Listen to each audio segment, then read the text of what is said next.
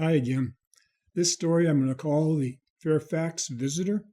Fairfax was the house where we were living. It was in the Park Hill, and it was an older neighborhood built up in the 20s and 30s, and we lived in two homes there and liked it, but big trees and lots of things going on.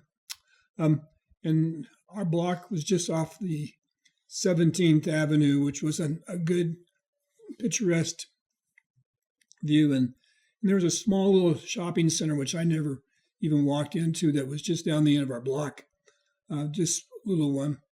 And anyway, one day I was getting ready for work and I had my suit on. I was getting ready to head out the door, and there was this knock on the front door, which was really unusual. And so I went over and opened the door, and there was standing I'd say a boy, but he's probably 18, black kid who was really not dressed warmly. It was a cool morning, and he had, tank top on and some things like that.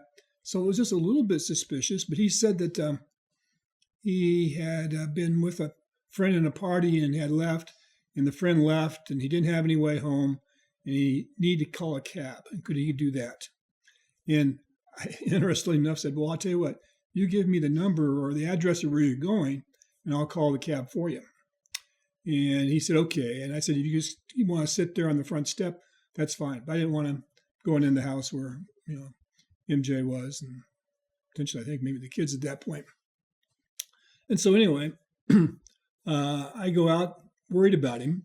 But about 5 minutes later, I go out, maybe it's 10 minutes, and he's gone. So I thought, well, either he took off and decided to get there some other way or whatever, but he's gone now. So after I went ahead and put my coat on, was ready to go, I walked out on the street, the sidewalk, and I looked down, and at the end of the block, there's a couple police cars. And so basically, I go down there and I say, hey, you guys looking for anybody? And they go, yeah. It says these two guys had broken into the store here, and one of them drove away in high speed, and the other one, caught a cab. And I said, well, do you want to know where that cab went to? And they go, yeah. And I said, okay, well, here's the address that he gave me to drive, to have the driver of the cab take him to. And so they evidently took off, and there was a little note in the paper that the person was picked up upon leaving a cab going into a house or home. So, but it turns out that there was two guys. The other old guy, older, had some warrants out for his arrest and some other things like that. So they actually had a high-speed chase to get him down. But the guy that came by us was kind of first-time offense and was way over his head and seemed like a kind of nice guy, actually. So anyway, that was kind of a strange story. Interesting enough, I had gotten called to court as a witness a number of times, but never really got to say anything. They didn't really even got court. They just get people there when they need them, so they have to. And I asked him, I said, what did these guys do? What excuses did they have? And they said, well, the younger one pleaded against the older one, and the older one claims that they were ripping off some people that were already ripping off this little, I guess a grocery store, a little small snack store. And that's what they were doing. They were trying to get that stuff so they could bring it back.